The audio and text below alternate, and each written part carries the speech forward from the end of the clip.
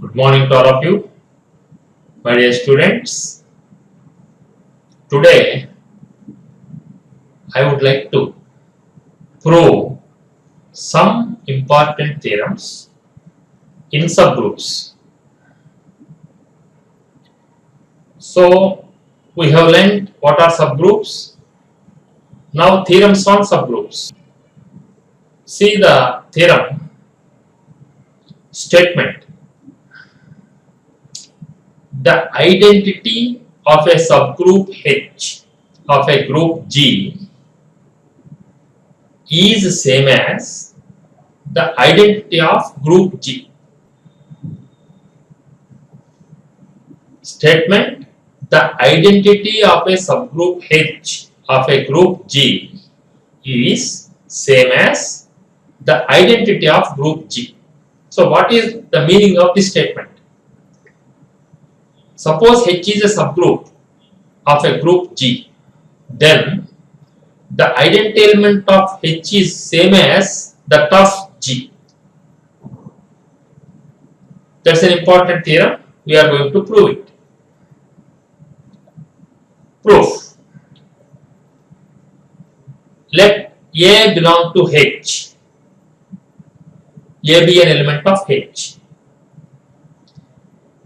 E dash be the identity of H. So, E dash is an identity element of H.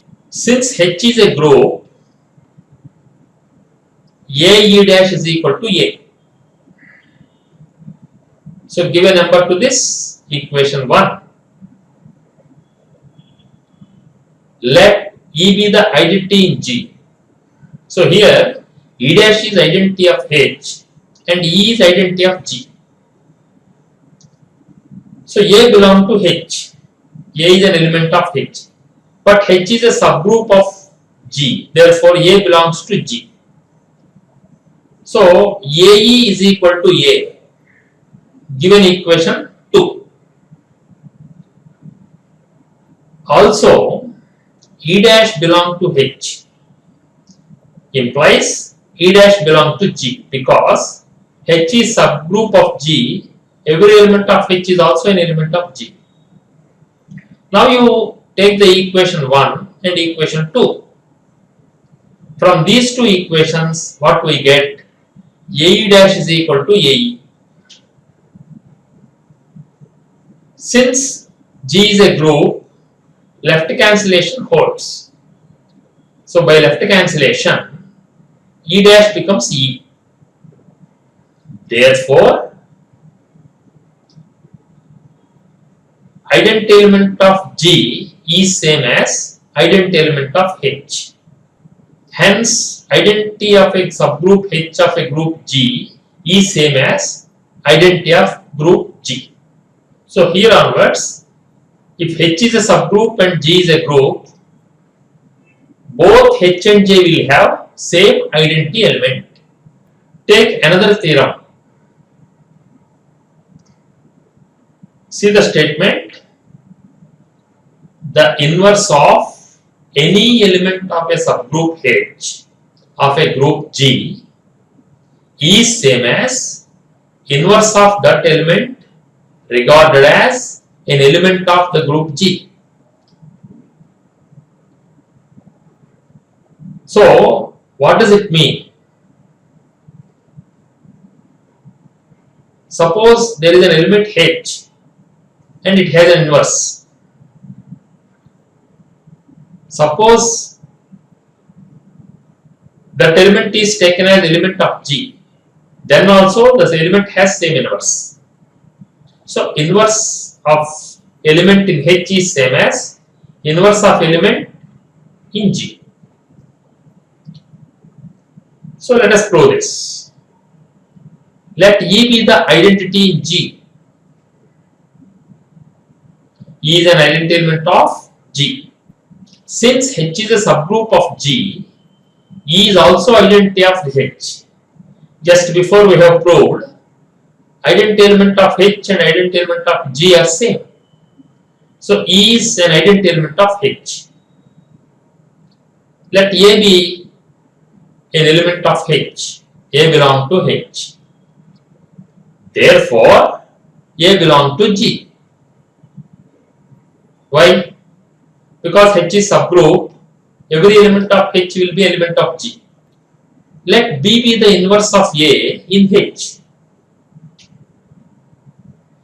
So, A is an element of H and B is inverse of A in H. So, we assume that C be the inverse of A in G. A is also an element of G. Suppose the inverse of A is C in G. Then when B is the inverse of A in H, AB will be E. C is the inverse of A in G, AC will be E. So AB is equal to E and EAC is equal to E. That implies AB is equal to AC. When AB is equal to AC, by left cancellation, B becomes C. So B is equal to C. So what is that we got? When B and C are inverses of A, B is inverse in H, C is inverse in G, then B is equal to C. So therefore, inverse of an element is same both in H and also in G. And that is the proof. Take another theorem. If H is any subgroup of G, then H inverse is equal to H. So H is any subgroup. So there exists a set H inverse. If H is a subgroup of G, we have to prove that H inverse is equal to H. Let us prove this. Let H be a subgroup of G.